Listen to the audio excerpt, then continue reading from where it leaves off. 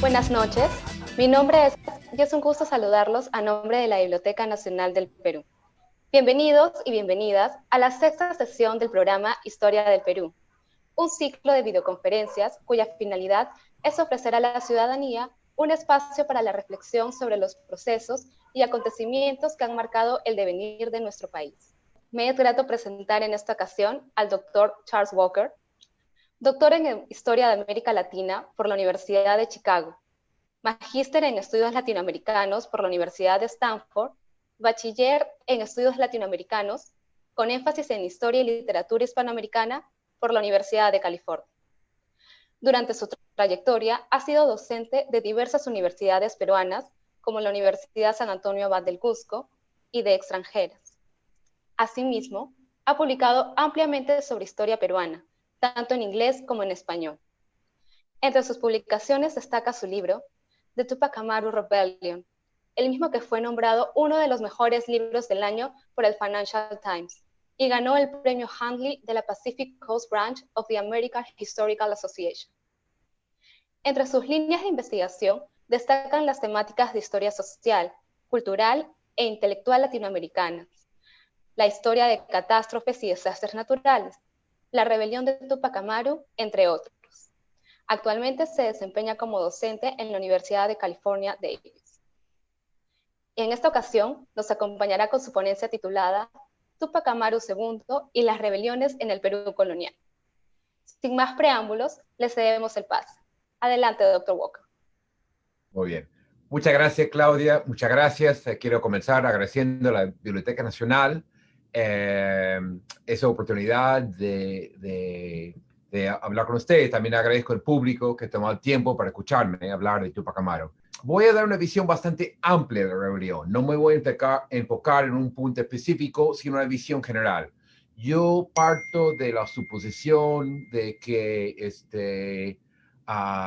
no es para expertos, no es para estudiantes de historia, sino para un público amplio. Entonces vamos al contexto, vamos al siglo XVIII, 1780, ese año, no tan fundamental, el año de la Gran Rebelión. El contexto general son las reformas borbónicas, que son una serie de medidas que toman los españoles para fortalecer su control en el Perú, México y todo Hispanoamérica. Son reformas fiscales, aumentan los impuestos en gran parte para enfrentar sus guerras con Francia e Inglaterra, y el control político, social, económico. Imponen más españoles, marginando a algunos criollos, los mestizos y otros, y intentan modernizar el sistema. De alguna forma, molesta o van contra los intereses de grandes sectores peruanos, se podría decir todos, y es un contexto de descontento. Lo que vemos ahí, por ejemplo, es mucha presión tributaria, ¿no? Los impuestos aumentan poco a poco. Y sabemos, a través del gran trabajo de Carlos Felen Godoy, la profesora, de que en el siglo XVIII hubo muchas revueltas, algunos pequeños, algunos más grandes, pero hablamos de docenas hasta más de 100. El número está todavía en cuestión. Si Tupac Amaru no está solo, nada más se distingue por su gran tamaño, por sus repercusiones, su impacto que voy a hablar hoy día, ¿no? Cuando hablamos de la reforma borbónica, es un contexto, no es la causa, porque si fuera causa, habría revueltas, rebeliones por todas partes. No, en Cusco es algo especial, pero es el contexto que da en este momento, ¿no? Pero en este año, digamos, comienzo de 1780, nadie ni nada pronosticaba un levantamiento masivo. Los españoles no sentían que venía algo, sabían que había descontentos, hubo momentos sociales pequeños, revueltas, pero nadie esperaba algo tan grande como vino. Bueno, entonces, en primer lugar, para comenzar la explicación, vamos a hablar de los dos personajes principales, Tupac Amaru y Miguel Abastidas, ¿no? Tupac Amaru, José Gabriel Condorcanqui, es muy conocido, era curaca, es decir, autoridad étnica de su zona, del sur de Cusco. Era arriero, lo decían, que tenía ese negocio de llevar productos y mulas desde Cusco hacia lo que es hasta hoy es Argentina, Jujuy y Salta. Es un negocio importante, se movía mucho dinero y hay mismo así muchos contactos. Es alguien que se movía entre Cusco, yendo pasando por Potosí, yendo a lo que hoy es Argentina, ¿no? Lo que quiero resaltar de Condorcanqui son sus contactos, lo que llamamos mundo. Era un hombre muy culto, se movía muy bien entre diferentes sectores sociales, ¿no? Hoy día lo llamaríamos multicultural. Se sentía muy cómodo con las clases altas cusqueñas y hasta en Lima, aunque en Lima, una visita anterior, 3 años antes, se sentía un poco marginado por algunos grupos, pero en general tenía un gran castellano, un hombre muy culto y podía moverse, se movía muy bien con sectores de poder, digamos. Pero a veces era quechua hablante, se sentía muy cómodo con runa, con gente en el campo, hablaba quechua en el trabajo y se movía muy bien. Y siempre un dirigente revolucionario, sobre todo en estos tiempos, siglo XVIII y XIX, necesitaba poder llevarse con diferentes grupos sociales. Ahora, de Micaela sabemos un poco menos, ¿no? Yo en el libro, en mis trabajos, sigo la línea de otros, resalto, enfatizo su gran papel. Ella, como muchas mujeres andinas, en el pasado, en la actualidad, dirigía los negocios familiares. Ella se encargaba, cuando Tupac Amaru se iba al sur, ella se encargaba de cobrar, de pagar, asegurar que llevaban productos y todas esas cosas que resultan ser fundamentales para una gran revolución. Es decir, tuvo un papel muy importante que ha sido silenciado. Incluso tenemos una idea bastante clara de cómo era Tupac Amaru. Hay varias descripciones, se ponen de acuerdo de hasta su caballo, su cabello largo, cómo era. De Micaela, menos. Pero hay algunos indicios, no hay pruebas contundentes todavía, pero sospechamos mucho que tenía sangre también afroperuana, era indígena y afroperuana. Por eso las pinturas, los retratos del siglo XX, la han blanqueado mucho con el cuello largo. Sabemos que eso que incluyo aquí no es verdad, una mujer mucho más morena que eso, ¿no? Pero tuvo un papel, como voy a hablar un poco más aquí, fundamental en la rebelión de Tupac Amaru. Bueno, un poco de geografía bastante básica. Estamos hablando de Cusco para el sur. Todavía Bolivia no existía, pero era separado en Charcas o Alto Perú. Pero podemos hablar de dos zonas, ¿no? La zona tupamarista, que básicamente hoy es de Perú, de la frontera de Titicaca, y el otro lado era una serie de rebeliones cataristas, que se juntaron de alguna forma, hubo una alianza, aunque nunca se coordinaron perfectamente, ¿no? La geografía tiene un papel muy importante. Quiero enfatizar aquí esto porque hay que hablar de topografía, la altura. Cuando tenemos los informes españoles, no dejan de hablar, insisten mucho en las alturas, hablan de la raya, las zonas más allá de 4.000 metros. Tenemos alguna crónica del sufrimiento de los españoles siguiendo ahí luchando en zona tan alta, sobre todo yendo hacia el sur, Collao, hacia lo que Puno, el lago Titicaca, Charcas y todo eso. Pero la geografía creo que es muy, muy importante, podemos hablar un poco más de eso. Bueno, elementos claves. Tupac Amaru mismo, José Gabriel, quiso hacer una alianza multiétnica. Él quería juntar clases sociales, grupos étnicos. Estoy hablando de, él quería criollos, es decir, gente blanca, es decir, en esos años, gente europea, pero gente nacida en el Perú, también mestizos, sacerdotes, negros y otros. Él buscaba una alianza bastante amplia. Esto está bastante claro, ¿no? Él decía, por ejemplo, no matar a un buen español. Muchas veces lo protegía. Él cuidaba mucho a los sacerdotes. Vamos a hablar un poco más de la iglesia. Así que él buscaba una alianza multiétnica, una alianza multiclasista, para usar términos muy del siglo XXI. Pero en el momento, para sus rebeldes, sobre todo, digamos, sectores populares indígenas, sobre todo en el sur, ellos tienen visión más radical. Para ellos, toda esta gente, muchos de los mestizos también son explotadores, muchos de los sacerdotes merecen sus castigos y ellos tienen visión más limitada de quiénes son sus aliados para ellos, digamos, sectores la base indígena, sobre todo en los últimos años, para ellos toda esta gente son enemigos y tiene que ser una alianza étnica, 100% quechua, como voy a hablar, el idioma llega a ser un punto muy importante en esto, en toda la lucha. Y esto para mí es la gran tensión. Lo que surge mucho es un término de quechua, pucacunca, que es cuello rojo, que refiere a europeo, es decir, que trabaja en el campo y se quemaba como el sol, que es mi caso cuando vivía muchos años en Cusco, ¿no? Y de alguna forma en el libro planteo que durante la rebelión hay una especie de debate quién es un pucacunca, un mestizo comerciante con una pequeña tienda en Secuani, digamos, o en Puno, es pucacunca, es europeo, es enemigo o es parte de la alianza. O sea, insisto en esto, que Tupac Amaru mismo tiene una visión bastante amplia. No sabemos si él mismo pensaba que iba a poder cumplir, de mantener esa alianza, mientras que sectores que luchaban con él, algunos dirigentes, pero también hay sectores, tomaban acciones mucho más radicales, ¿no? Y vamos a hablar de esto con cuanto a los mestizos, también en cuanto a la iglesia. Bueno, vamos un poco a las acciones, a unos puntos claves, ¿no?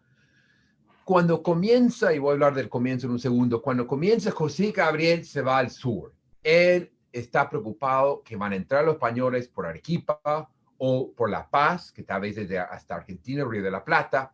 Él se va al sur buscando más apoyo, levantando a las masas. Estoy hablando de noviembre y diciembre de 1780.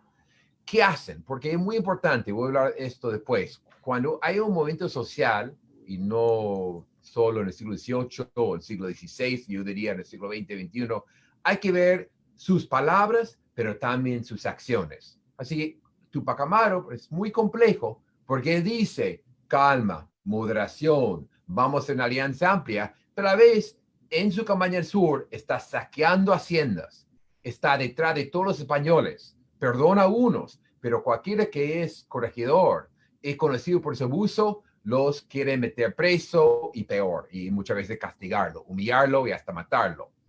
También los rebeldes en esta primera fase queman los obrajes. Obrajes son especie de fábrica premodernas de textiles que fueron odiados por los indígenas porque fueron siempre centro de castigo, fue una especie de cárceles locales. Los castigados iban a trabajar ahí, muchas veces encadenados. Así que Tupac Amaru y su gente entraban a un pueblito, un pueblo, y buscaban obraje, libraba a su gente, regalaba la lana, y a veces hasta quemaba o destruía las máquinas, ¿no? Y Tupac Amaru y eso tenemos muy buenas relaciones. Llevaba así una especie de mítines en la plaza, reuniones masivas, y lo que llama la atención a muchos es que era todo en quechua. Para unos nunca habían escuchado algo oficial, digamos así, estoy aquí, yo gobierno el Perú, voy a hacer un nuevo gobierno con el permiso del rey, pero todo 100% en quechua, ¿no? Buscando, está reclutando gente rápidamente después de las primeras acciones. Miquela, por otro lado, se queda en Tungazuca, donde tiene una casa. Y algunos autores dicen, bueno, ahí se quedó y insinuaban que no hacían nada, pero ella más bien tenía, como dije antes, un papel muy, muy importante, lo que llamamos la logística, que los que saben algo de historia militar o han sido militares o leen sobre eso, es lo más fundamental. Napoleón, en la misma época, una década después, era un experto en eso. ¿Qué hacía ella? Buscaba armamento. Tenía un armamento muy limitado, pero buscaba mejorarlo, compartirlo, etc. Comida. Ella sabía que la tropa que no comía no peleaba bien, aseguraba la comida, la coca. La gente, los indígenas no peleaban, tenemos mucha correspondencia sobre esto si no tenían su coquita. El alcohol, también para animarse, también para como especie de, era su única producto de farmacia, digamos, para todo lo que pasaba en las batallas. Y también me queda en la planificación.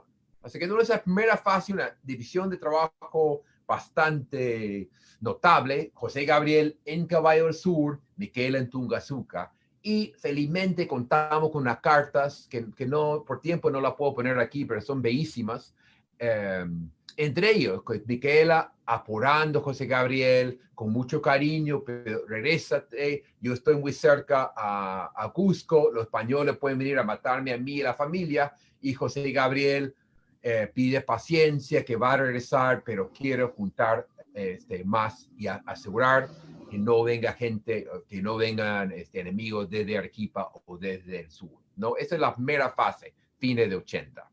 Entonces estoy hablando de esta zona, o sea, eh, ella se queda ahí y Tupac Amaru va al sur hacia Titicaca. Bueno, entonces vamos a ver la cronología. La gran acción, el comienzo es en noviembre, cuando en un evento que parece una obra de teatro, Tupac Amaru almuerza con su amigo, un conocido, el corregidor Arriaga. Corregidores de autoridad se encargan de todo, la justicia y el cobro del impuesto, sobre todo el tributo, el impuesto que pagaba cada indígena, ¿no? Que era mucho dinero, era muy importante para el Estado. Bueno, almuerzan juntos, Tupac Amaru se va a su casa, más bien con unos amigos, va, secuestra a Arriaga, que no entiende lo que está pasando, y en estos días de noviembre hace una especie de juicio. Él consigue dinero que Arriaga tiene en Tinta, que era su centro, y pide Tupac Amaru a todos los otros coracas y autoridades que manden los indígenas a escuchar, a ver lo que está pasando. Y tenemos una correspondencia buenísima sobre esto, porque la gente no tiene idea de lo que está pasando. Y al final, después de una especie de juicio, Tupac Amaru lo mata en Arriaga, el acto muy simbólico el 10 de noviembre, ¿no? Un poco 8 días después pasa una de las primeras grandes batallas que tiene mucha importancia simbólica, Sangrará. Los españoles de Cusco mandan un grupo militar a enfrentar a los rebeldes con cierta confianza en Cusco. Piensa que una revuelta menor, una cosa de un curaca descontento, mandan un grupo, no muy grande, pero significante, a Sangrará y al final ganan los rebeldes. Pero en un hecho que todavía no entendemos perfectamente, se incendia una parte de la iglesia. Sangrará, que es un pueblo muy bello, muy frío, pero muy bello, todavía se ve parte de la iglesia quemada cuando he visitado. Y esto es importante porque por un lado ganan los rebeldes, pero los españoles den una ventaja ideológica o propagandística. Ellos dicen, los rebeldes han quemado una iglesia. Y a Tupac Amaru dice, no, niega. Dice que no, porque Tupac Amaru, Micaela eran muy religiosos, buenos católicos y no pretendían nunca quemar iglesias. Pero es un punto de ventaja para los españoles, ¿no? Bueno, siguiendo, y no quiero detenerme en todos estos momentos militares, el sitio de Cusco es fin de diciembre, enero, Tupac Amaru llega con 30,000 tropas, hace una especie de cerco al Cusco, pero no logran tomar la ciudad, que es algo, no se sabe por qué. Es muy criticado Tupac Amaru. Alguno dice que no lo hizo porque los españoles pusieron adelante muchos indígenas y sabía que solo entraba matando a muchos, que el costo iba a ser la muerte de miles de su gente, los indígenas de Cusco. Alguno dice que era muy inteligente, no querían entrar a Cusco porque después podían venir los españoles y capturarlo ahí. Yo en mi libro encontré una anécdota que demuestra también su tropa sufría de problemas de estómago. Es una cosa muy, parece trivial, pero ellos estaban en un campamento sin agua, parece, y han sufrido mucho, y él decide retirarse, que para muchos críticos fue su gran error, donde Tupac Amaru no tuvo razón, debería haber quedado y haber tomado Cusco. Bueno, comenzando el 81, llegan las tropas de Lima. Es una tropa muy bien entrenada, con los mejores que tenía Lima, aunque los soldados, muchos de ellos mulatos, tenemos algunos relatos de ellos, tenemos una idea demográfica, algunos de ellos literalmente sacados de su casa en la noche a marchar al Cusco, ¿no? Y con esto llegan las tropas de Lima y en los primeros meses de 81, Tupac Amaru enfrenta a las tropas realistas, que tienen mejor armamento, tienen caballos, han entrenado, aunque no han entrenado para la topografía cusqueña. Y en toda su correspondencia hablan de los cerros, que es imposible, el uso de las piedras. Y bueno, es una historia militar bien interesante, muy poco trabajado. Pero con algo de mala suerte, capturan a Tupac Amaru, a Miguel Bastidas, dos de sus hijos, el 7 de abril del 81, ¿no? Pero lo que yo insisto en el libro, y no soy el único, otros autores, no se acaba ahí para nada. O sea, muchas veces la narración termina, pero no es así. Sabemos, yo no voy a entrar con detalles, creo que todos los peruanos tienen una idea de cómo lo maten, la brutalidad, la muerte. Yo resalto también la tortura, las sesiones de garrocha y otra forma de tortura para sacarle más información. Antes hay mucha información sobre esto que podemos comentar, ¿no? Bueno, vamos a parar un segundito entonces para decir cuál era su inspiración, o sea, cuál era su ideología o plataforma, porque hay que recordar, no tomó el poder, escribía mucho, pero nunca quedaba claro si era su intención o no. O sea, las inspiraciones, hay algo de la ilustración, es decir, cuestionar el Estado, tomar medidas racionales, etcétera. También la utopía andina de Manuel Borges, Alberto Flores Galindo, la mira hacia los incas. Tupac Amaru, un gran lector de Garcilaso de la Vega, tenía ese libro supuestamente en su bolso, en su caballo, y miraba mucho a los incas como un gobierno más justo, como un modelo, no ir al pasado, sino como un modelo.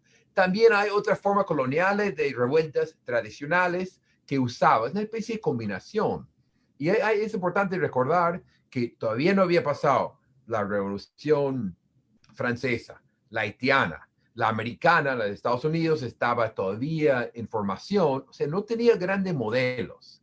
Pero en general lo que resaltamos, y acá yo quiero, en un texto citaría a Vega, a Bacázar, a muchos autores, en sus palabras, Tupac Amaru era muy moderado. Decía, yo lo hago en nombre del rey, yo no quiero sangre, quiero una alianza multiétnica, como insistí, pero como también insistí, sus acciones son bien radicales. Está matando españoles, quemando haciendas, saqueando haciendas, quemando obrajes. Así que todavía no está muy claro, no hay una respuesta exacta, y creo que no, porque no existe. ¿Qué hubiera hecho al tomar el poder exactamente? No sabemos, porque yo creo que en el camino estaba inventando, viendo la creación de un mundo muy diferente. Llegó cerca, pero obviamente no llegó a realizar, ¿no? Pero vamos a algo que quiero insistir aquí. La segunda fase no se acaba para nada con la muerte de Tupac Amaru en mayo y Miquela, esa brutalidad. Siguen el primo de ellos, Diego Cristóbal, Tupac Amaru, Andrés, Bastidas, un pariente de ellos, y el hijo, Mariano, el hijo de Tupac Amaru y Miquela Bastidas. Y esto sigue 2 años. O sea, la fase anterior está hablando de 5 meses, estamos hablando de casi 2 meses enteros, donde la rebelión va hacia el sur, en la zona del lago Titicaca, y el aumento de la violencia. Ahí es cuando se ve una violencia cruel, aumenta muchísimo el número de muertos. Y quiero insistir que muchos, y yo mismo caí en eso en un primer libro, terminan su análisis y con un párrafo, bueno, seguía un poco, pero no tiene mucha importancia. Para mí, esto fue fundamental y habría que pensar más en esta segunda fase. Diego Cristóbal mismo merece más atención. Pero bueno, segunda fase, ya muertos, se escapan estos tres, logran escapar, llevan la tropa del Cusco del sur y van reclutando en la zona de mayor altura, Collao hacia Puno en la segunda mitad de 81-82. Ahora, siempre se dice, los teóricos, que una revolución necesita una división de las clases altas. Eso pasó en Francia, Rusia, Cuba, México, Nicaragua. Es decir, lo del poder dividen. Y eso pasó. Hay un grupo, el Visito de Reche, el José Galvez, otro comandante, que son muy duros con los rebeldes, aunque en las batallas, o sea, su análisis, hay que matar a estos. Son herejes, son anticatólicos, son asesinos, solo vamos a lograr algo con lo militar. Mientras que otros más moderados del Valle, el virrey mismo, el obispo de Cusco, Moscoso Peralta, que es un personaje fascinante, dicen, mira, ojo, hay que negociar, vamos a perder, no, ya no controlamos. Y en 82 los españoles dicen, no controlamos la zona al sur de Cusco. Puno está muy abierta, ganamos una batalla, perdemos, y están ya peleando entre ellos, ¿no? Bueno, quiero insistir con la violencia, ya es lo que llamamos, lo que llaman los científicos sociales, una guerra de castas o guerra total. Ya no hay preso, por ejemplo. En la primera fase entraba Tupac Amaru, por ahí mataban a 4, pero llevaba 30 presos, mataban muchos. En esta fase no, entre los españoles, una zona que creen que es rebelde, y después hay 520 muertos. Los únicos que se salvan son los que lograron escapar. Igual con los rebeldes. Ya no hay neutralidad. En la primera fase, Tupac Amaru entraba en un pueblo, un mestizo, un comerciante puede decir, no, yo no estoy con los españoles, pero tampoco estoy con ustedes. Lo dejaba en paz Tupac Amaru y Miquela. Siempre insistí en eso y esa hay mucha correspondencia. En la segunda fase ya no. Y en un momento incluso hay una especie de convoy de Puno que monjas, mujeres mayores, hombres mayores, mestizos, van juntos caminando, bueno, algunos en caballo o mula, hacia el Cusco buscando salvarse porque saben que la violencia aumenta. Bueno, un momento de muchísimo abuso de ambos lados, a niños, a mujeres y otros, hay cada historia, y debo reconocer que al principio de la investigación yo pensé que era exageración. Yo dije, no, ¿cómo? O sea, había historia de los rebeldes de violaciones de ambos lados, de mujeres muertas, violaciones de niñas de 5 años, cosas terribles, y lamento compartir esas imágenes, ¿no? Que tomaban sangre, mataba a la gente, tomaban su sangre, cosas así, pero poco a poco me iba, o sea, yo pensé que era una especie de propaganda en contra del otro, pero poco a poco me di cuenta que sí, al final, con tantos años, hay una especie de, la violencia se vuelve peor, y creo que tenemos esa gran cantidad de estos abusos en esos años, ¿no? Es otro punto que hay que estudiar un poco más. También aumenta el número de muertos, ¿no? No lo había incluido aquí, pero se habla de 100,000 muertos. A principio yo, como muchos otros, me acuerdo que Alberto Flores Galindo en un trabajo dice que es imposible un virreinato de 1,500,000, pero yo llegué a pensar que es posible por 2 razones, porque hay tanto pueblo dentro uno del otro lado y mueren todos, y por las enfermedades y todas las repercusiones, el impacto de la rebelión. O sea, no es solo mueren en batalla, sino con el hambre, con las enfermedades, etc. Bueno, en el comienzo 83 es un momento clave. Los rebeldes, la verdad que están con ventaja, pero terminan perdiendo. Es una historia compleja, lo voy a resumir muy breve. Los españoles, los moderados, dicen un cese fuego. Nos estamos matando.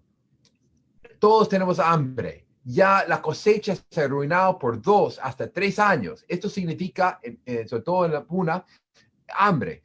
Hay que tomar un tiempo, ver si negociamos, y los jóvenes aceptan.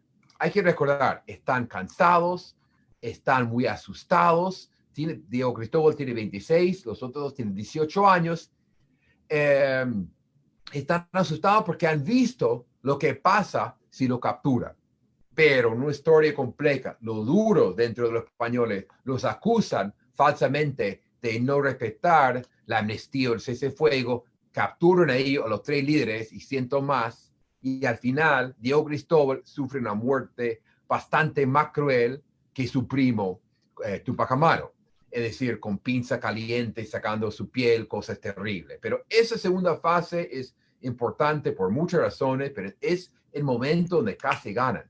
Yo no creo que Tupac Amaru en su fase estuvo al punto de tomar el poder, si no pudo tomar Cusco. Ellos sí controlaban un territorio mayor y tenían muy asustado a los españoles. Bueno, entonces vamos a hablar de una de las causas de la derrota de las dos fases. Y acá voy a considerar varios factores.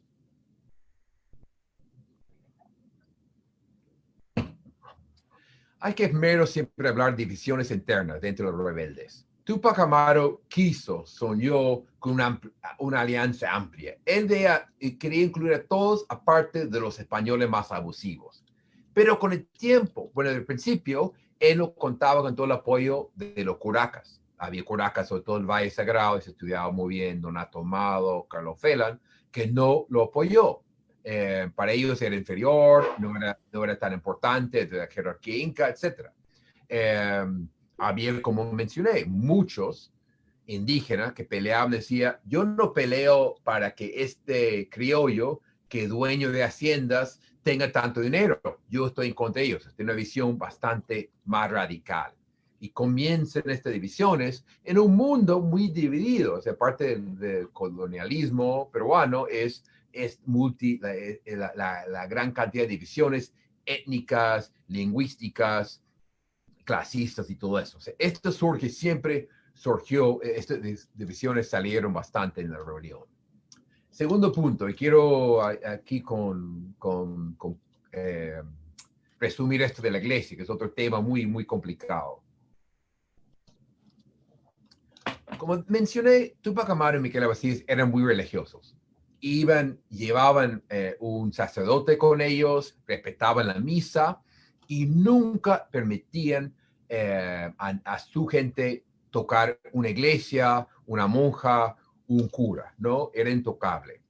Bueno, para ellos. Para los de abajo, en la segunda fase cambió y sí tenemos iglesias quemadas, tenemos violencia contra curas, tenemos una cierta cantidad muertos en la segunda fase.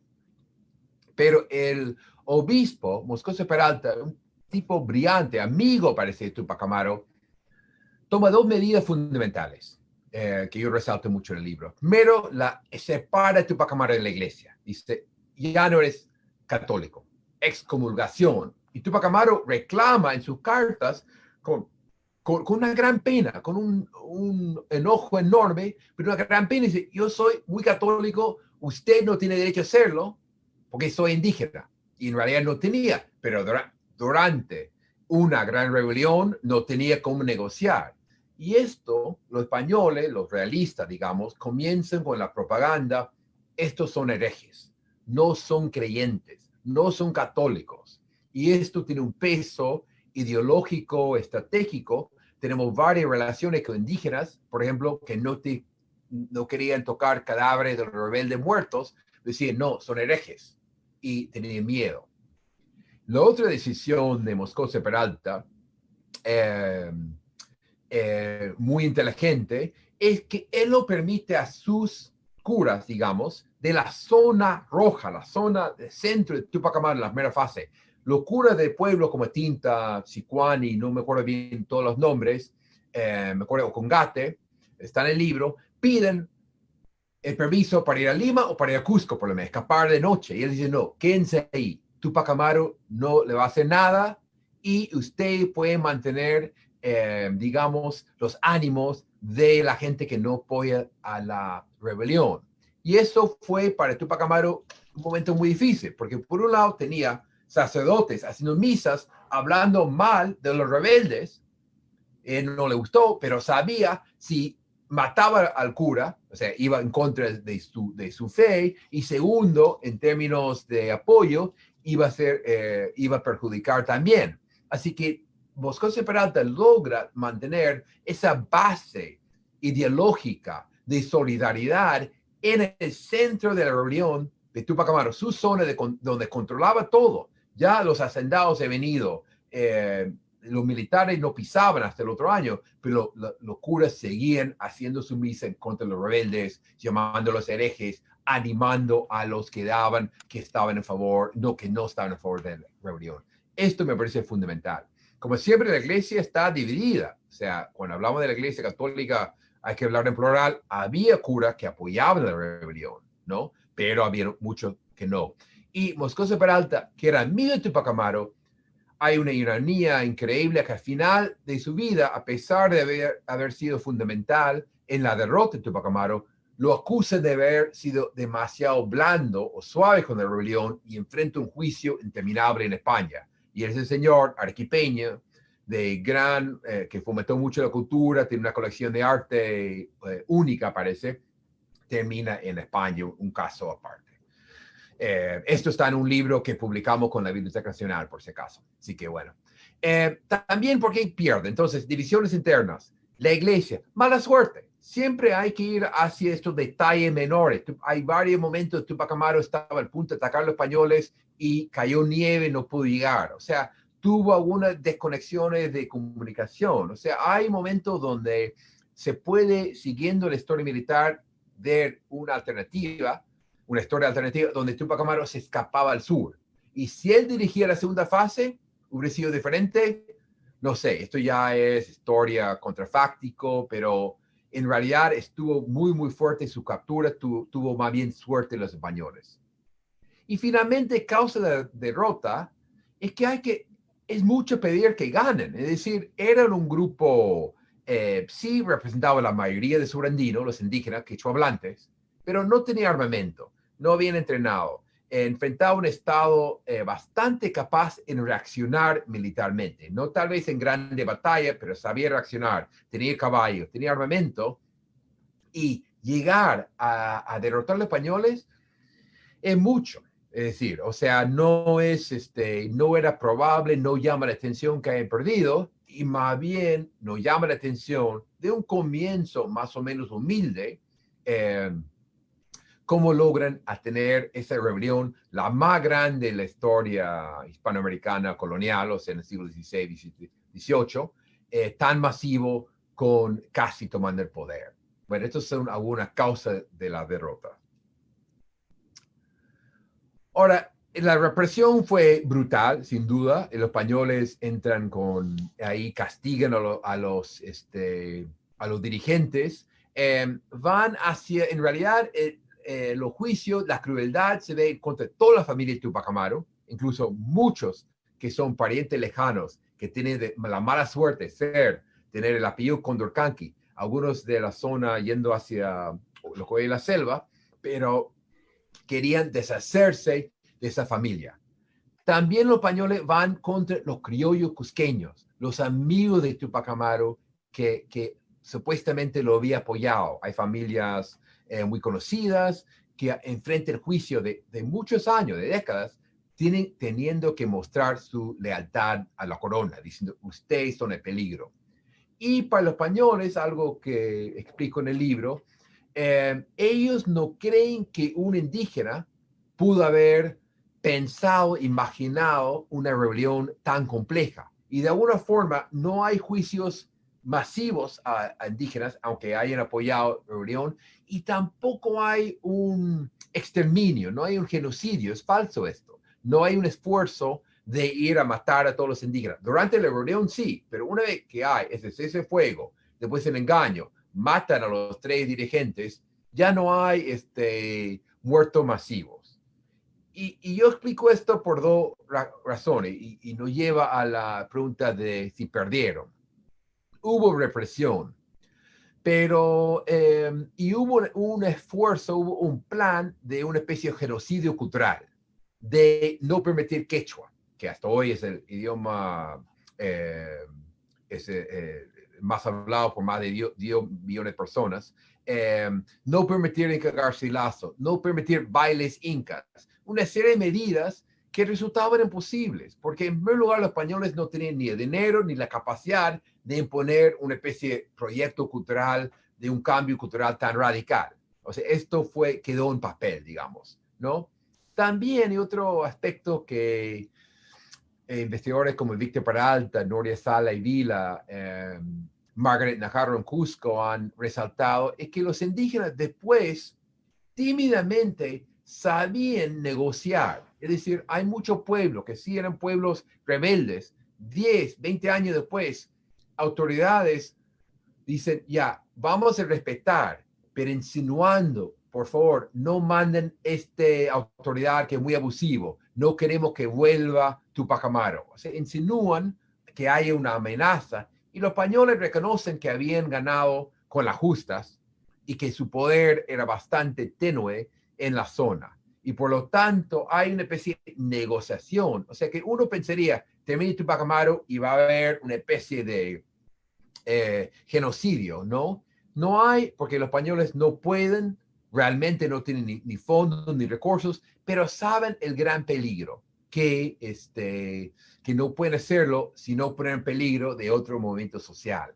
Y esta especie de empate que sigue hasta la independencia y por eso Cusco en la independencia toma, bueno, hasta Pumacahua, son otras historias, pero es muy, muy interesante. Pero no hay que caer, como algunos dicen, mira, hay esas medidas muy represivas y por lo tanto lograron eso los españoles. Una cosa es el papel, una cosa es el programa, otra cosa es la realidad. Bueno, eh, ¿por qué es tan famoso Tupac Amaru? Es la pregunta que es curioso. Cuando estoy Cusco, Lima, estuve el año pasado en Ayacucho, la gente sabe que he escrito sobre Tupac Amaru. Siempre es personal, ¿por qué escribo yo? Porque me interesa, le cuento un poco mi estadía en Cusco, cuando viví mucho tiempo en Cusco, me interesa la historia social. Pero ¿por qué es un símbolo, un icono global, ¿no? O sea, y hay varios factores. Aquí en el Perú mismo es una historia que hay que seguir muy de cerca, que falta escribir, pero el gobierno de Velasco Alvarado es fundamental, ¿no? 68-75. Para Velasco, Tupac Amaru es su gran símbolo. Tenemos un arte pop brillante que está muy presente en los museos internacionales, donde presentan Tupac Amaru de muchas formas, pero de pelo largo, muy de los 60-70, hombre marrón, indígena, con todos los símbolos que caen muy bien en estos años, ¿no? Era en realidad un icono para Velasco bastante útil y sabemos que, bueno, Plan Tupac Amaru, Cai Tupac Amaru, tiene una presencia mayor y yo, Carlos Aguirre también lo he estudiado, hemos seguido la gran cantidad de estudios que salen. También hay que reconocer la colección documental Independencia Peruana, que está siendo digitalizada por la Biblioteca Nacional, ayuda mucho porque da la fuente, sobre todo de Sevilla, pero también en Cusco, Puno, Lima, dan en libros esta colección, se puede estudiar mejor, ¿no? Entonces, también su fama llega a ser, creo que es el único que usan su nombre por lo menos 3 grupos guerrilleros, en Perú, caso conocido, también los famosos Tupamaros. En Uruguay, Tupac Amaru como símbolo tiene una historia compleja e interesante en Uruguay. Y en Venezuela hay un grupo. O sea, es un símbolo importante global. Y aquí en Estados Unidos, en mi clase, los alumnos, y a pesar de los años, Tupac Shakur siendo lo máximo en rap, cuando digo esto, que Tupac Shakur, es nombrado por ese rebelde del siglo XVIII de Perú, no pueden creer. Y lo que pasa en la historia es su mamá, que era una afroamericana muy radical en los 60, las Panteras Negras, leía en grupos, en talleres sobre revoluciones rebeldes, sobre todo de color, africanos, latinoamericanos, y a ella le gustó el Tupac Amaru y le dio ese nombre. Bueno, son algunas cositas, habría que ver la historiografía, el arte, hay mucho que trabajar, hay buenas investigaciones, pero porque es un símbolo, es uno de los peruanos, digamos, históricos más conocidos, el nombre llama la atención, son varios factores que podemos discutir un poco más. Bueno, para estos son los puntos principales. Hay mucho que investigar. Yo sé que aquí hay presente algunos jóvenes historiadores, sociólogos, antropólogos que estudian turismo. Tupac Amaru, a pesar que yo tengo aquí muchos libros, se ha escrito mucho, falta investigar mucho. Casi todos los puntos que he tratado aquí, falta saber más. El papel de las mujeres, sabemos un poco más de Miquela. ¿Qué pasa con otras casicas? ¿No? Con Demaita, con Demaita. ¿Qué pasa con las mujeres que peleaban? Sabemos muy poco de ellos. La iglesia, otras zonas. En mi libro, por ejemplo, hablo muy poco de Arequipa. Nos falta saber más de Puno. Nos falta saber más su impacto en lo que hoy es Colombia. En Tucumán ha tenido un impacto. hay una serie de temas, así que siempre insisto que hay mucho, mucho que investigar todavía, hay mucho para saber, y creo que el bicentenario habría que comenzar. Bueno, con cierto vergüenza, digo, si quieren saber más, el libro mío está accesible, está en ebook, se puede, incluso estaba, eh, habían rebajado el precio hace unas semanas, también se consigue en papel. Un libro, bueno, hay otra historiografía y si la pregunta no quise dar nombres y esto, pero puedo recomendar otros títulos. Y finalmente, si quieren más historiografía, tengo esto gratis, pueden entrar aquí abajo, en español, que es un resumen de los diferentes trabajos historiográficos de los diferentes temas. O sea, si quieres saber qué se ha escrito sobre Miquela, ahí tengo un resumen de unos, si me acuerdo bien, 80 títulos, ¿no? Que lo actualicé hace como 6 meses con un nuevo libro de, bueno, Raúl Asensio, Peter Elmore y otra cosa. Bueno, han tenido mucha paciencia, espero que me hayan entendido, agradezco de nuevo la oportunidad y ahora espero sus comentarios, sus preguntas, sus críticas y todo eso, pero de nuevo, muy agradecido a la Biblioteca Nacional, a Claudia y todo el gran equipo que está aquí apoyando. Muchas gracias a todos. Muchas gracias, doctor Walker, también por compartir todos sus conocimientos, sus investigaciones sobre este tema, que desde siempre ha despertado mucho interés en el público. Quería comentarle que nos siguen muchas personas a través de las redes sociales. Por ejemplo, hay colegios como Educar School, colegios de alto rendimiento como el de Madre de Dios y Arequipa, audiencias de distintos lugares, provincias del Perú como Ancash, Cañete, Sullana, Arequipa, Cusco, Huancavelica, Tarma, La Merced, países como Australia también nos manda sus saludos. Muchas gracias por seguir este programa a través de la plataforma virtual. Ahora, según indicamos al inicio de esta ponencia, vamos a pasar a una breve ronda de preguntas que ha realizado el público a través de los chats, tanto de Zoom como de Facebook.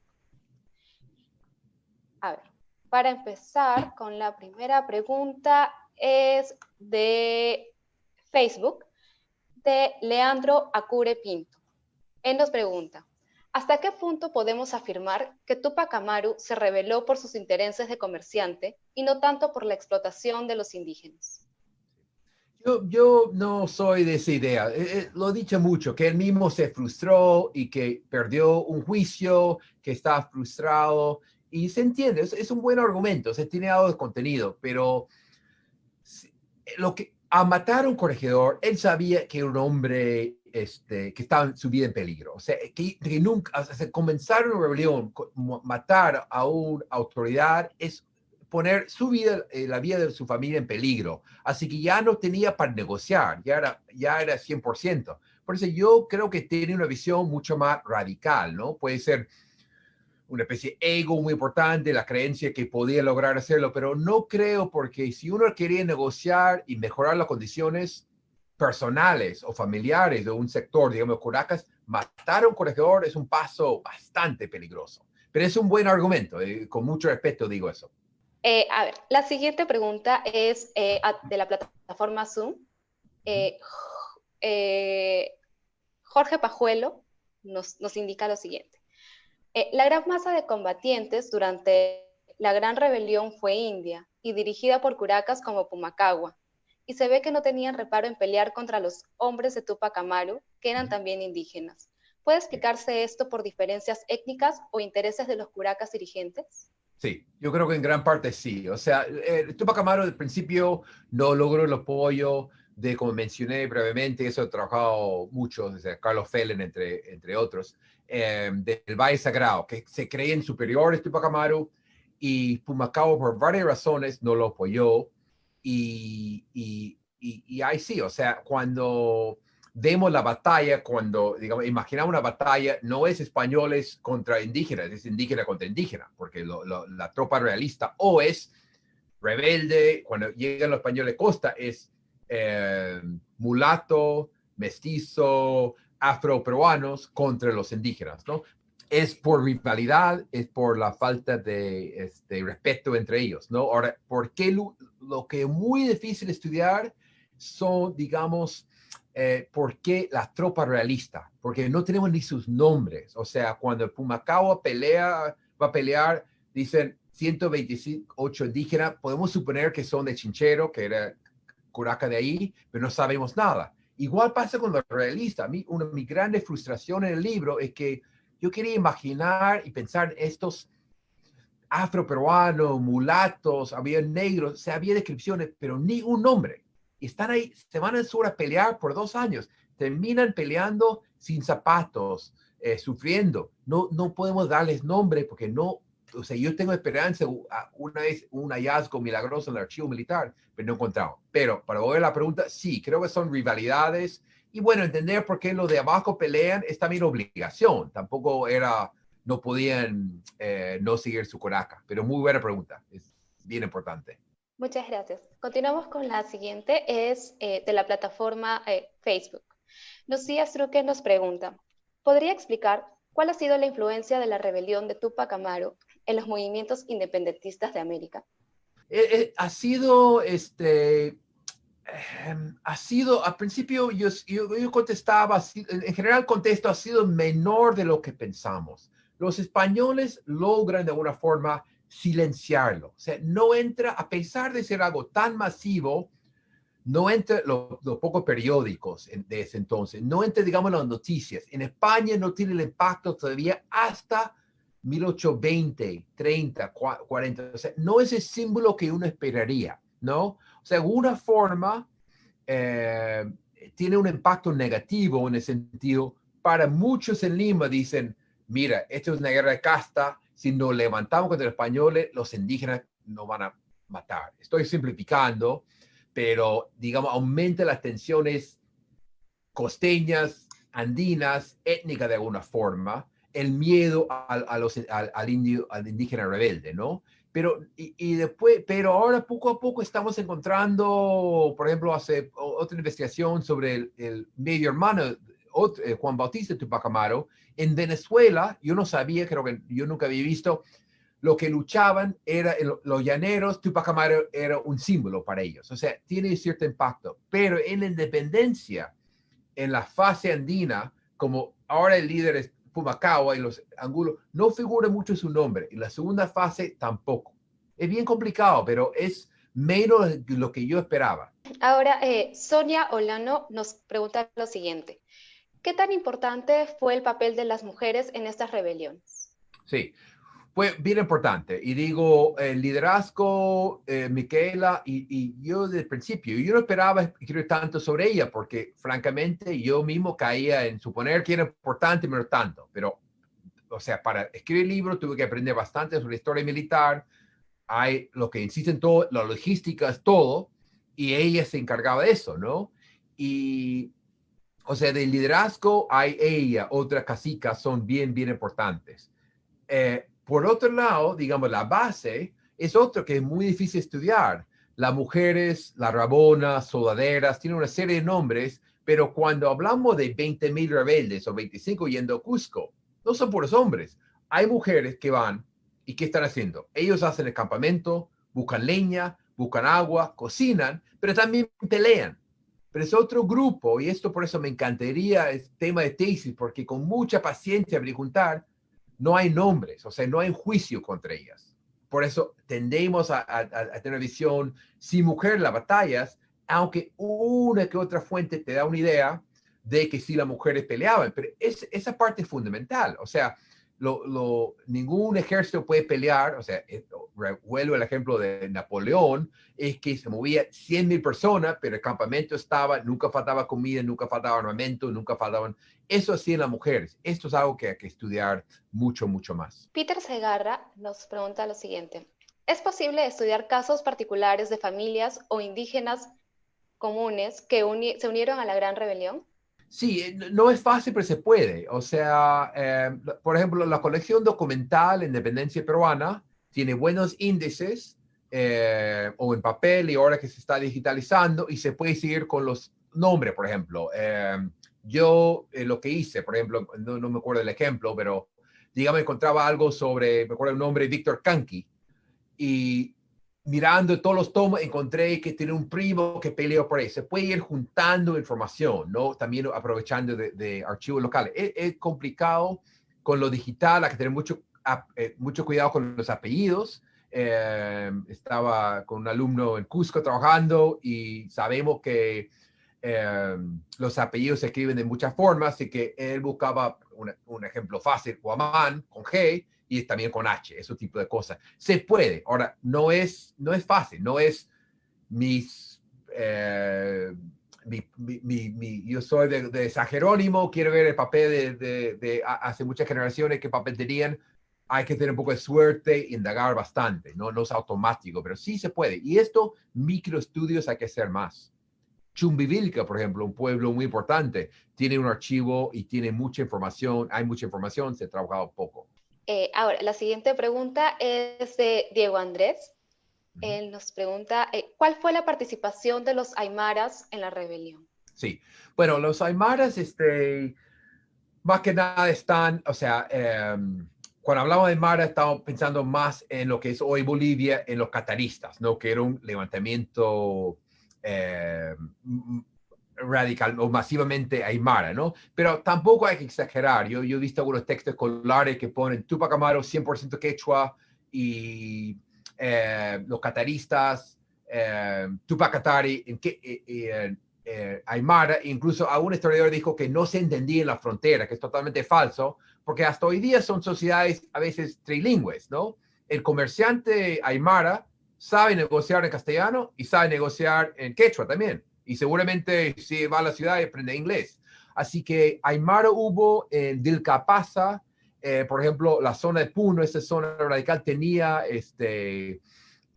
aymara hablantes en su tropa, sí tiene un papel importante. Sabemos, como yo mencioné algunas cosas sobre quechua, la importancia, sabemos muy poco de eso, en parte porque se ha estudiado menos la segunda fase, menos la parte de Puno, pero hay que trabajar bastante. En Bolivia, eh, sí se ha trabajado bien, cada vez más con los cataristas, y el idioma, y aymara y quechua. Muy buena pregunta. Ahora, María Díaz nos pregunta si podría describir el tipo de armas utilizadas durante la rebelión de Tupac Amaru y cómo se diferenciaba de las utilizadas durante el periodo del Tahuantinsuyo. Sí, sí, muy buena pregunta. Bueno, contamos con un muy buen libro de Juan José Vega sobre esto, un libro muy poco citado para mí, que me sirvió mucho. O sea, sabemos que usaban armamento bastante tradicional, ¿no? Aprovechaban, por ejemplo, los españoles de error la altura, la piedra simplemente. Uno que conoce estos valles que se van achicando cuando hacia el sur, que los rebeldes siempre de arriba tiraban piedras, ese tipo de cosas, ¿no? Eh, pero a la vez Tupac Amaru robaba armamento, había juntado algo de cuando capturó a Arriaga, tenía un poco y lo cuidaban como oro, o sea, y algo que me hubiera gustado explorar mucho más, mandó a hacer un, un cañón, que es increíble. O sea, hasta ahora creo que no tengo, creo que es Sicuani o en Tinta, mandó a hacerlo, que era lo que me explicó un buen historiador militar en Perú, que era una especie de barril, ponían este polvo, explotaba, esperaban que saliera, ¿no? Era fundamental porque los españoles iban, y eso hay que pensar, yendo de Cusco, subiendo hacia Sicuani, subiendo hasta la raya con sus cañones, ¿no? Así que no había cambiado tanto, pero sí usaban un armamento moderno, pero aprovechaban más bien de la estrategia guerrillera, una palabra que no existía todavía, es inventado en comienzos del siglo XIX en España, pero los españoles lo describen como moscas y miel, que atacaban y se movían, que es más o menos el foquismo de Che. Se movían, aprovechaban su gran movilidad. Esta era su gran ventaja de los rebeldes. Elena, desde Facebook, nos pregunta, la rebelión fue cambiando sus objetivos, generándose distintas fases que van desde la búsqueda de cambios moderados a la búsqueda de un cambio total del sistema colonial. ¿Qué explica el paso de una fase a otra? Bueno, es muy buena pregunta, buen resumen. O sea, en parte es la muerte de Tupac Amaru. Él era el que combinaba, que podía incluso convencer a criollos muy acomodados en Cusco, en Lima, por ahí el apoyo. Con su muerte, su radicalidad, se fortalece, ¿no? Y también cuando se va al sur, hacia Puno, es zona más indígena todavía, o sea, menos mestizaje, hay menos grupos intermedios, se entiende un poco más una religión masiva, quechua hablante, aymara hablante, mientras que en Cusco su visión era que compartían estos diferentes grupos sociales. Y también lo que enfatizo en el libro, la violencia engendra más violencia, o sea, poco a poco se van digamos, los límites se van perdiendo. Es decir, ya van, por ejemplo, me acuerdo de un pueblo, Santa Rosa, si me acuerdo bien el nombre, los españoles, eh, eh, el quintado donde juntan y matan uno de cada 5, comienzan a matar más. O sea, hay cada vez más sangre, ¿no? Pero sí, es un muy buen resumen y creo que tiene que ver con la muerte de Tupac Amaru y la misma desarrollo de la violencia y la geografía. Raúl Reyes nos pide, ¿no?, si podría explicar un poco más sobre el símbolo de la alianza multiétnica en movimientos sociales como el de Tupac Amaru. Bueno, Tupac Amaru, del principio, él imaginaba, o sea, en primer lugar, cuando la gente pregunta qué quería exactamente Tupac Amaru, es imposible contestar, porque no tomó el poder y escribía mucho, escribía muy bien, pero hay un poco de todo, se mezclaba. Parte es, algunos con razón, dice, en parte es una táctica para no mostrar su carta, digamos, decir, yo soy muy moderado, no voy a hacer esto, aunque ya había matado a un corregidor, para ganar más adeptos, ¿no? Pero él creía en un Perú sin españoles explotadores, multiétnico, con jerarquías sociales. Era Coraca, que tenía un poder, autoridad. Él de autoridad local había sido, hay juicios contra él de alguna forma un poco autoritario, así que él entendía que Perú iba a seguir con castellano, con quechua. Él para mí no tiene una visión de una revolución cultural, un Perú homogéneo de pueblo quechua hablante, volver al Tahuantinsuyo, y ahí están las contradicciones para mí, ¿no? Pero a la vez buscaba algo para todos, ¿no? Y por eso tuvo el interés en criollos en Cusco, es otro tema que no se trabaja bien. Algunos criollos que por un lado dicen, ¿cómo van a apoyar a un rebelde indígena? Bueno, en ese mundo, en esos años, la diferencia no eran tan brutales y ellos también se oponían a las reformas borbónicas, a la explotación, etc. Jensi Polanco pregunta, ¿por qué la nobleza inca se mantuvo realista y luchó proveyendo miles de combatientes en contra de Tupac Amaru? Sí, bueno, en parte porque ellos, o sea, eran nobleza, ahí está la palabra fundamental. O sea, las medidas más radicales, ahí esto ya tendríamos que discutir bien y no quiero ser tan tajante, pero algunos de la nobleza temía los grandes cambios. Incluso las reformas borbónicas, aunque fortalecían los españoles, quería deshacerse de algunas desigualdades, o sea, quería romper algunos derechos, por lo menos deshacer los derechos de la nobleza. O sea, ellos tenían miedo tal vez a un levantamiento muy radical, para ponerlo en términos muy simples. Es una historia muy compleja. Aquí me remito a los trabajos de Ronald Ahumado, hay una serie de historiadores cusqueños que han trabajado bien. David Cahill es otro que han trabajado bien eso. Pero para muchos tenían miedo de una visión radical porque sabían que al final eran la nobleza y lo que pasó con el liberalismo en el siglo XIX ya no reconocían. Curaca era igual o un descendiente inca era igual que otro indígena. En el siglo XVIII, sobre todo el Valle Sagrado, ellos se creen muy superior a una especie de indígena común y corriente, runa, ¿no? Pero es un tema que otros han trabajado mucho mejor que yo, debo admitir. Maffer Surco pregunta, ¿Tupac Amaru tuvo el apoyo de las minorías étnicas?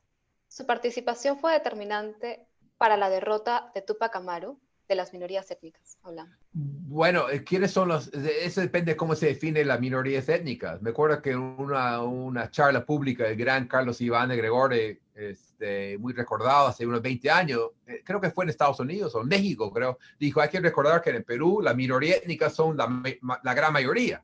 O sea, estamos hablando de una zona de los indígenas son 90%. Minoría étnica serían los españoles o los afroperuanos. Sí, pero hay que recordar la categoría indígena que incluía, como ya hablamos, nobleza, gente que se cree muy superior. estamos hablando de indígenas quechohablantes de la ciudad, del campo, de hacienda, de comunidades. Había mucha división. No podemos decir, los indígenas es un grupo homogéneo. Hay muchas divisiones, digamos, y diferencias. Lo que se ve es parte del análisis, ¿no? Otro tema aparte que no hemos tocado aquí es Túpac Amaru tiene un decreto contra la esclavitud que no se ha entregado mucho porque no había muchos esclavos afroperuanos o africanos en la zona de Cusco, muy pocos. ¿Por qué lo hizo? Mi hipótesis, y es totalmente hipótesis, no tengo pruebas, es que era su gran, digamos, curiosidad intelectual y a la vez decía, esto va a debilitar a las clases altas limeñas, esta especie de bombita para decir, si se van los esclavos, ¿cómo van a trabajar en las terribles plantaciones y hacienda de la costa? Es una hipótesis, hablando de afroperuano, ¿no? En cuanto a la selva, sabemos muy poco. Sabemos que había comisiones de Túpac Amaru que iban a la selva porque él tenía negocios a buscar coca, pero relación con los grupos étnicos sabemos muy poquito, muy poco. Okay, muchas gracias. Ahora la consulta de Mario Ya. nos dice, ¿qué tan cierto es que la rebeldía de Túpac Amaru fue desencadenada debido a que la corona abrió las importaciones desde Buenos Aires, afectando de ese modo su actividad comercial desde Lima a Cusco y al norte de Argentina? Sí, es muy buena pregunta, es un historiador o alguien que sabe mucho. O sea, poco a poco Lima está perdiendo el monopolio. ¿Sí? Volvemos, o sea, si hubiera tenido más tiempo o una clase anterior, siglo XVIII, siglo XVII, todo pasa por Lima, Callao. O sea, incluso los exportadores de Buenos Aires, que es una ciudad menor del siglo XVIII, tiene que pasar su producto por Lima, que pensando geográficamente absurdo, y poco a poco los españoles van reconociendo y dan, digamos, pierde el monopolio Lima, ¿no? Y hay un descontento muy grande. Y no es casualidad que la independencia comienza en Caracas, Venezuela, en Buenos Aires, mientras que las clases altas limeñas se quedan muy realistas, estoy generalizando de manera un poco brutal aquí, hasta 1820, 21, mucho viajero dice que no. Era porque ellos sabían que dentro del sistema, dentro de todo, tenían un monopolio. Pero esto va perdiéndose poco a poco, ¿no? Algunos incluso historiadores argentinos, Enrique Tandeter, Sergei Serundnikov, que es un libro que se consigue gratis, está digital, es una visión general, Revolución en los Andes, pues un poco propaganda Sergio. Ellos insisten, por ejemplo, en el papel también, en una especie de grito del comercio transandino que ya está decayendo y en el siglo XIX pasa todo por la costa, los barcos, etcétera, ¿no? Así que sí, yo creo que sí, aunque no creo, para volver a la pregunta sobre las medidas con Buenos Aires, la creación del Virreinato de La Plata, se ve que está perdiendo poder en Lima. Para Cusco, de alguna forma, es una oportunidad, porque Cusco siempre ha tenido una cercanía económica y cultural con Buenos Aires, incluso en el siglo XX. No creo que ha sido causa fundamental, pero es un aspecto muy importante que debería haber mencionado yo. Kenia Pamela Sinsay nos dice, la tradición nos cuenta que a Túpac Amaru se le descuartizó vivo y con 4 caballos. Tengo 2 preguntas. La primera es, ¿cuán cierto es esto? Y la segunda, ¿era permitido ese tipo de castigos para quienes se levantaran contra el rey? Sí. Sí, la muerte misma es una brutalidad única, nada común en Perú. O sea, en el siglo XVIII, lo que para los castigos mayores en España, en Francia, en toda Europa eran terribles, eran atroces. Los alumnos por ahí conocen el libro de Foucault, Vigilar, Disciplinar, ¿no? O sea, hay descripciones de cómo la crueldad, ¿no? Pero eso sí, fue algo muy simbólico frente a un público, supuestamente llovió, obligó, Cusco lloró la muerte, aunque también había mucha gente que no apoyaba a Túpac Amaru. No era tan común, o sea, en el sentido que no hay muy pocos casos así. los españoles con eso reconocen que era algo único y algo muy preocupante. También quiero resaltar dos otras brutalidades. Uno es la tortura anterior en el fines de abril. Yo tengo un texto sobre esto, si interesa alguien me puede pedir. Tenemos el testimonio de cómo lo mataron con garrocha, es decir, le ponían, lo ataban, lo subían, lo bajaban y paraban y rompían su brazo y su hombro por media hora. Y bueno, tenemos su testimonio de capaz de quechua, sobre todo en castellano, y ese es un momento terrible que hay que ver. También después hay que pongo en el libro, o sea, no solo Tupac Amaru y cómo hacen con el cadáver, o sea, ponen los españoles, llevan en el libro, tengo un mapa, un poco, no sé, lúgubre, donde ponen la cabeza, los brazos de Micaela, de otros dirigentes, como símbolo de la muerte de la rebelión, ¿no? Lo ponen en todas las zonas, digamos, zona roja, para un término muy del siglo XXI, donde pasó la rebelión. Así que la crueldad demuestra que los españoles entendían bien el gran peligro que habían pasado y pensaba que se iba a rematar, pero como insistieron con esto, hubo una segunda fase donde más bien los rebeldes también actúan de forma más brutal. Ahora, la muerte de Diego Cristóbal, recomiendo que lean, es todavía más brutal, muy público, y hay con saña y una terrible venganza. Tenemos una pregunta de Gerardo. Ujú. Él nos pregunta, ¿por qué la figura de Tupac Amaru y su imagen en el colectivo popular se ha mantenido tan vigente? Sin el impulso que le dio Velasco Alvarado en su gobierno, ¿habría sido igual? No, yo creo que Velasco apoyó mucho, pero ya en los 60 en el Perú hubo ya interés en Tupac Amaru. Yo en un texto, había peñas, círculos de estudio, o sea, círculos una peña, me acuerdo de un círculo de estudios. En Cusco siempre existió así un héroe, ¿no?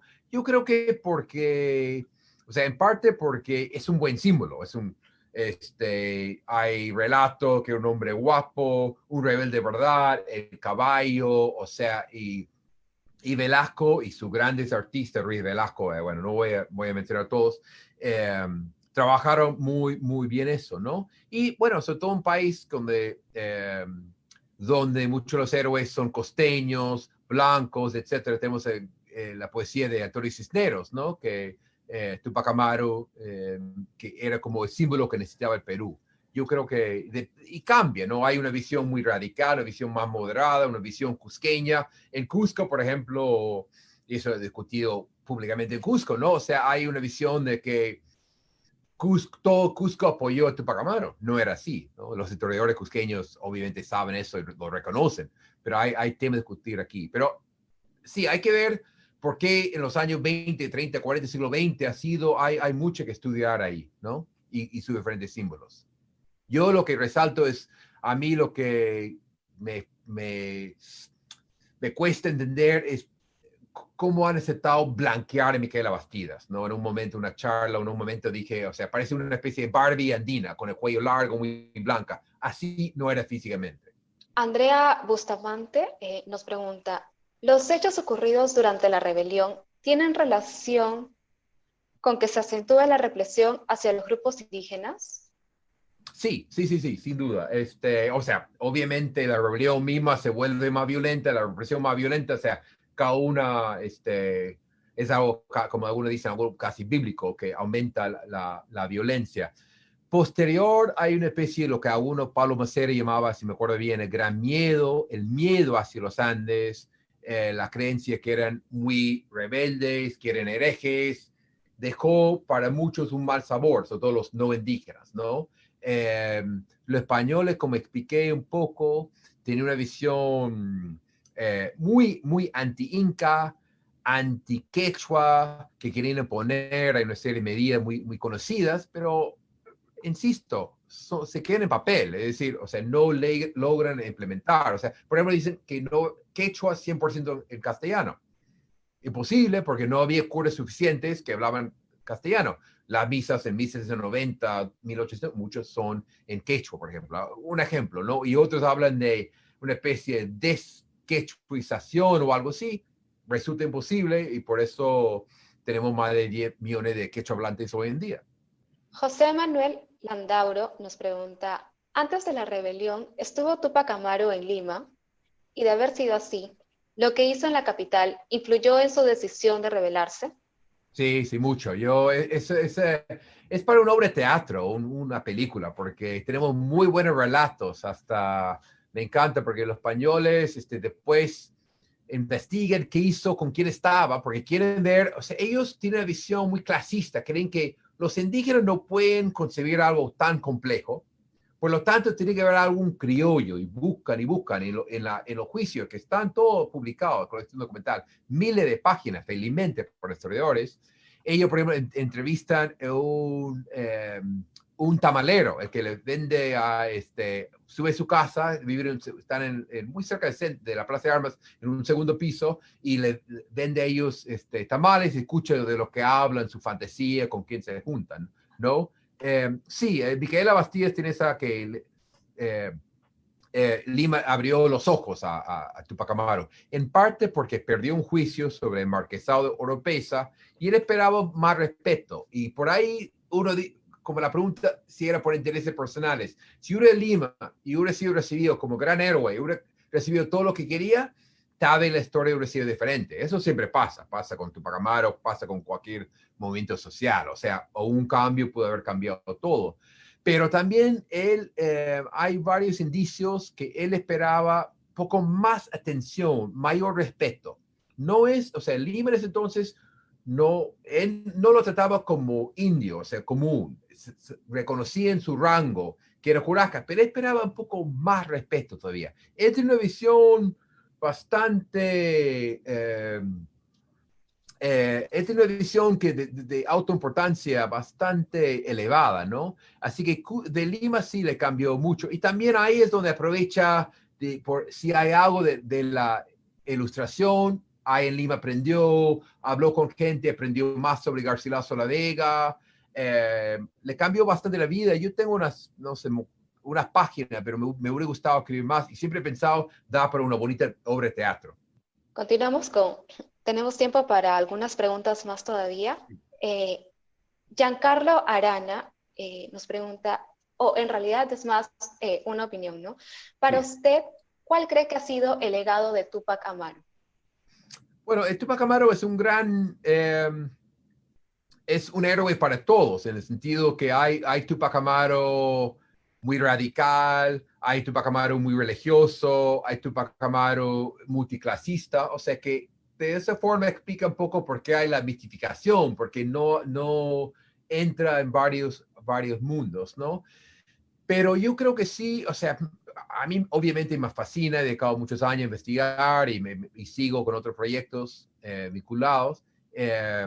Yo creo que él cuestiona y quiere repensar o pensar un Perú diferente, un Perú menos centralista, un Perú donde hablar quechua merece el respeto de todos, un Perú con más justicia social. Ahora, no quiero hacer campaña política o exagerar aquí, pero la pregunta básica o sus críticas básicas a Perú siguen, o sea, su visión sobre el centralismo, las injusticias, la explotación, siguen muy vigentes hasta hoy día. O sea, no solo es mitificación, es fácil tener una ficha y Túpac Amaru y sigue la vida, pero yo creo que sí lo que cuestionaba sigue, tal vez desgraciadamente, muy vigente hoy en el Perú en el siglo XXI. Ese es mi argumento, mi visión, creo. Y tenemos tiempo para una consulta más, es la ¿Ya? última, es de Eduardo Reime, que nos pregunta, ¿qué opina usted del poema Canto Coral a Túpac Amaru de Alejandro Romualdo? Ah, me encanta. Es curioso, con Túpac Amaru, eso lo dije en el libro, en un momento, creo que cayó bien a algunos, muy mal a otros. La poesía sobre Túpac Amaru es brillante. Hay un libro, lo tengo aquí, sobre la poesía, el canto ese que es bellísimo. Yo lo tengo incluso en disco. Eh, lo he escuchado, yo no tengo tocadisco, lo llevaba amigos. Cisneros tiene poesía, en Cusco hay muy buena poesía. Pero por otro lado, no hay una buena novela. Las novelas, y esto a los autores seguramente caen mal mi comentario. No hay una gran novela sobre Tupac Amaru. Y en el Perú, en realidad, carecemos en Perú de buenas novelas históricas en general. Rafael Dumet ha cambiado esto recientemente, tal vez, pero falta. Pero la poesía de Tupac Amaru es brillante. Hasta ahora, como en mi campo es historia, no entiendo por qué, pero hay muy buena poesía y esto es uno de los de grandes poesías. Muchas gracias, doctor Walker. Como le había indicado, esta era la última pregunta por cuestiones de tiempo. ¿Ya? Bueno, primero quería agradecer también a todos y a todas por acompañarnos en esta sexta sesión del programa. Los invitamos a la próxima sesión a realizarse este lunes 1 de junio en el mismo horario, de 7 a 8:30 de la noche, en la que contaremos con la participación de la doctora Claudia Rosas, quien nos presentará la ponencia Un virreinato bajo asedio, los miedos colectivos en el Perú en vísperas de la independencia. Le agradecemos una vez más, doctor Walker, por tomarse el tiempo, por explicarnos este tema tan importante, y quería invitarlo a compartir con nosotros alguna reflexión final de lo que significa o significó la investigación sobre Tupac Amaru para usted y unas palabras finales. Bueno, yo solo me queda hablar, agradecer más bien. Yo en un momento muy difíciles de la situación actual, tanto en el Perú como en Estados Unidos, yo tuve que cancelar un viaje. Tenía que haber estado en Perú abril y mayo, después julio, cancelando el viaje en un momento tan difícil. Ustedes, de alguna forma, muchos lo están pasando muy mal. Pero es una gran inspiración siempre Perú con todos los problemas, el gran interés en la historia, no solo de los jóvenes, porque no quiero a todos, ¿no? Que en el Perú siempre hay interés en hablar de los temas, discutir, leer. Algunos no quieren leer tanto, pero discutir y seguir investigando. Lo único que pido es que sigan investigando los jóvenes, los tesistas. Hay mucho que hacer y que bueno, y agradecer y la Biblioteca Nacional que fomenten ese tipo de discusiones. Nos hace mucha falta. El Perú es un país con mucho interés en discutir abiertamente, con discusión, con preguntas, y hay que fomentar ese tipo de actividades. Así que para mí ha sido un gran placer. Agradezco, mira, no hubo una mala pregunta, y eso digo con toda sinceridad. Muy buena pregunta, no las he contestado todo, algunas no he contestado bien, creo, pero seguimos conversando y más bien muchas gracias por la confianza y sobre todo por la inspiración con esa atención y las grandes preguntas. Gracias a todos. Le agradecemos nuevamente, doctor Walker. Muchas gracias y buenas noches a todos y todas.